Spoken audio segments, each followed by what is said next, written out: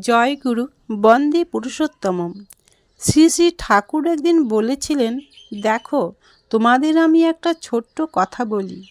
আমার কাছ থেকে যখন যে নির্দেশ পাও, যে অভিজ্ঞতার কথা শোনো, তখনই যদি তা সাধ্যমতো অনুশীলন করতে লেগে যাও, অনায়াসে তোমাদের বহু সাধনা সহজ হয়ে যাবে। বেমালুমভাবে কালে কালে যে এক একজন কী হয়ে দাঁড়াবে তা তোমরা নিজেরা ঠিক পাবে না, কিন্তু ঠিক পাবে দুনিয়া। কিন্তু করার পথে যদি না চলো, শুধু শুনলে কিছু হবে না।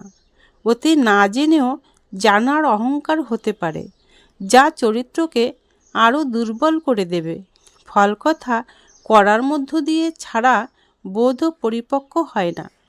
শুনে মিলে মামুলি বোধ যা অসময়ে তা কাজে লাগে না। তখন অভ্যস্ত বোধ, অভ্যস্ত বুলি, অভ্যস্ত চলনই আত্মপ্রকাশ করে। তোমরা কতগুলি মানুষ যদি দাঁড়িয়ে যাও, তাহলে আমি সারা দেশ, এমনকি দুনিয়া সম্বন্ধে নিশ্চিন্ত হতে পারি। যাবার আগে আমাকে একটু সুখ করে যেতে দাও তোমরা। আমি দেখে যাই যে ভারতের ঘরে ঘরে আবার নারায়ণ জন্মাচ্ছে। ভারতের ৩৩ কোটি লোক আবার দেবতা হয়ে উঠছে, আর সারা দুনিয়া তাদের দেখে শিক্ষা লাভ করছে, তাদের শ্রদ্ধা করে বর্তে যাচ্ছে।